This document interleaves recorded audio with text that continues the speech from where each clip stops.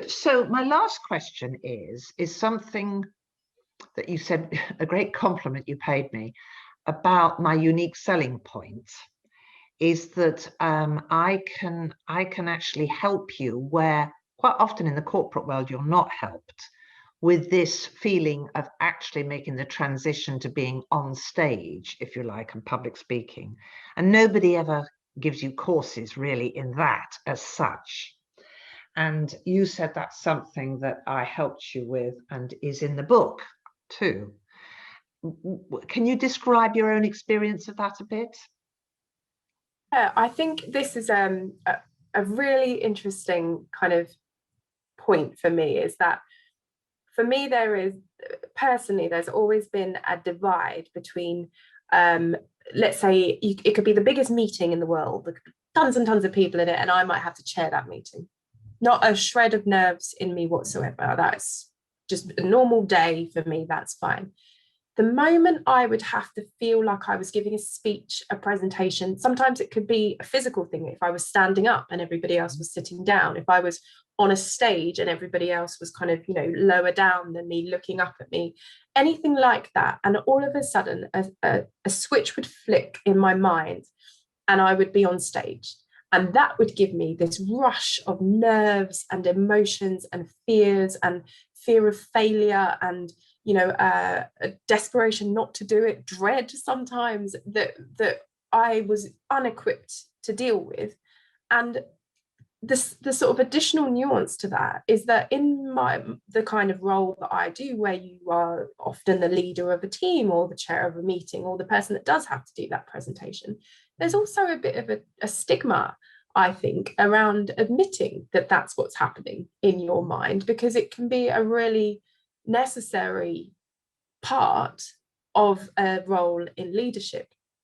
So what I find is that there is no recourse, nor is there much of an imperative to tell anyone that you're experiencing those feelings. So you get kind of the worst of both worlds, and that you suffer in silence. And even if you did tell someone, what would they suggest?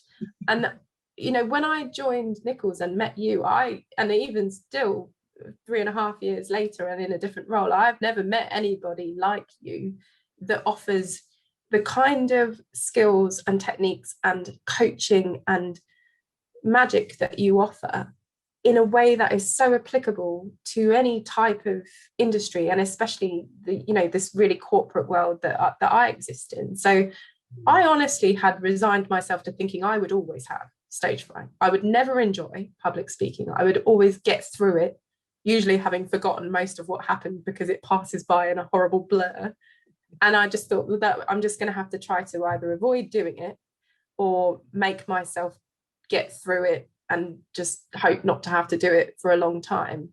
So being able to now look back and go, how many presentations or speeches I've now done since that I've genuinely enjoyed, not to the extent where I would necessarily be the type of person that would volunteer to do those things, but in a way that if I am asked and I get to speak about a topic I feel strongly about, and I get to use all of the tools and techniques that you've taught me, then I enjoy myself.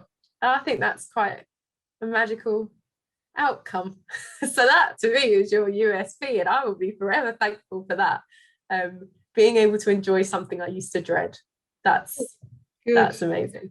Well, that's fantastic, and that's a very, very good summation of that. And that now you say you actually enjoy it, and that to me is my be all and end all, if you like. It's that I want people to feel that they can enjoy it and even have fun, heaven forbid, So that's really great. And I've watched you since, and you do look like you're enjoying it. And you do look like you're having fun, especially, the MBA, when I went to see you. You look great, absolutely.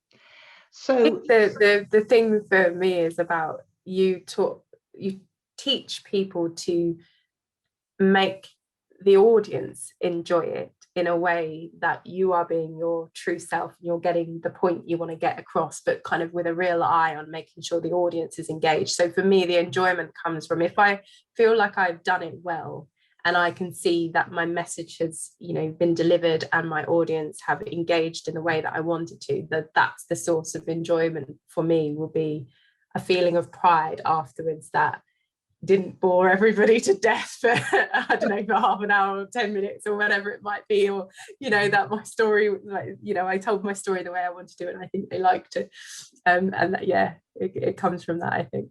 Fantastic. That's just brilliant. Yes, you told the story the way you wanted to and that the audience enjoyed it.